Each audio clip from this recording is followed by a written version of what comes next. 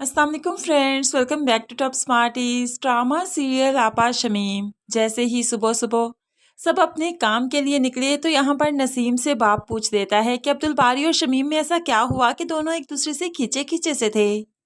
अब तो नसीम ने रात की सारी स्टोरी बता दी कि अब्दुल बारी ने आपा से बदतमीजी की है सिर्फ और सिर्फ सायरा की वजह से, क्योंकि वो कशफ की बहन चुठहरी। रजा शादी कर रहा है तो इसमें भला आपा का क्या कसूर। बाप को तो बहुत गुस्सा आया। जैसे ही कशफ घर आई उसे अपने कमरे में बुलाया और अच्छी हासी सुनाई, आई तुम्हारी वजह से मेरे बच्चों में लड़ाई हो चुकी है जो कि मैं नहीं बर्दाश्त कर पाऊंगा। तुम्हें यहाँ पर रहना है तो इंसानों की तरह रहना होगा, वरना तुम्हें मैं यहाँ से चलता करूंगा। अब तो यहाँ पर कशफ अपनी सफाई में कुछ ना कह सकी, कमरे में आकर बहुत रोती है कि इतनी बेबसी। पहले तो एक सायरा की परेशानी, ऊपर से आपा शमीम ने भी तो इसका जीना हराम कर रखा है, जबकि वो रजा की सच्चाई जानती भी हैं लेकिन किसी को बता क्यों नहीं रही। दूसरी तरफ अब्दुल बारी जो कि रजा के किराए वाले घर में गया क्योंकि वहां पर उसे अपने कुलीग से कुछ काम था, लेकिन यहाँ पर तो वो कुलीग मौजूद ही नहीं थी क्योंकि रजा शुमाइला की वजह से ये घर खाली करवा चुका है। यहाँ पर शुमाइला ही थी।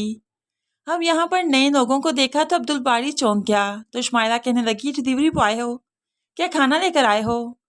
लेकिन अब्दुल बारी तो तकता ही रहा कि ये मामला क्या है। इतने में रजा ने पीछे से आवाज लगाई, शुमाइला कौन? अब जाकर अब्दुल बारी के सामने सारी सच्चाई आ गई। अब्दुल बारी को तो गुस्सा आ गया। रजा तो उस पर गुस्सा करने लगा, उस पर चीखने लगा। तो रजा भी उससे साफ साफ सुना देता है, तुम होते कौन हो मुझ पर इस तरह से गुस्सा करने वाले, अपने चचा के टुकड़ों पर पलने वाले।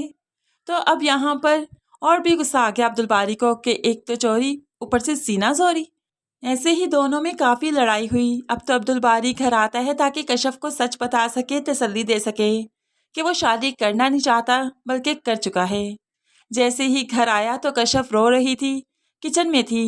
अब्दुल बारी और भी डर सा जाता है, कशफ का हाथ पकड़ते हुए किचन से बाहर ले आया। क्या कहा है आप लोगों ने इसे?